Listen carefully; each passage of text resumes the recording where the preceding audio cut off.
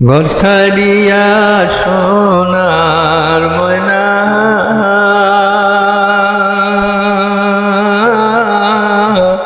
চাচা, আসসালামু আলাইকুম। ওয়ালাইকুম আসসালাম রহমতুল্লাহি ওয়া বারাকাতুহু। কেমন আছেন? আলহামদুলিল্লাহ। আচ্ছা কাকা, বর্তমান যুগের যে গানগুলো আছে হুম এই গানগুলো তো সব জায়গায় শোনা যায় না।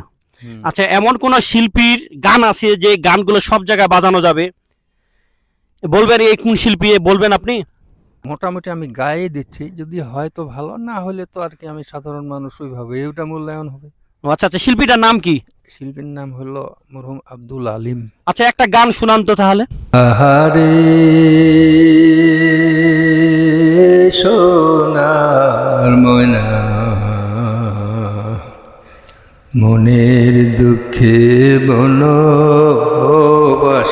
যায়, তারি দুঃখে বনের পঙ্খী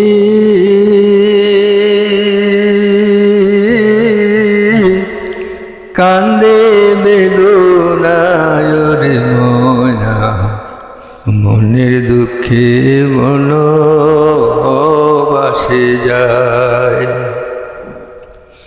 মাটির বুকে দাগ পড়িলে মাটিতে মিশায়, মনের মাঝে পড়লে রে দাগ, তারে মুছাদায় রে ময়না, মনের দুঃখে বন বাসে যায়, গায়ের বধূ জল ভরিয়া ঘরের পানে যায়, অভাগিনী সোনার ময়না,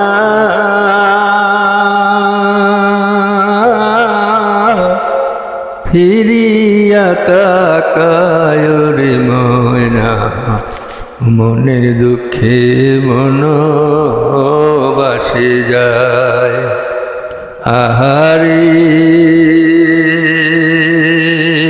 সোনার ময়না, মনের দুঃখে বনবাসে যায়, গায়ের মানুষ সবাই যখন সুখে দিন কাটায়, ঘর ছাড়িয়া সোনার ময়না,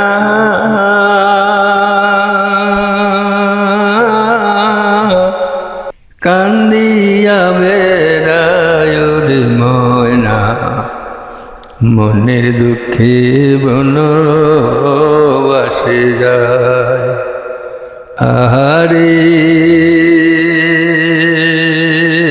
সোনার ময়না, মনের দুঃখে বনবাসে যায়।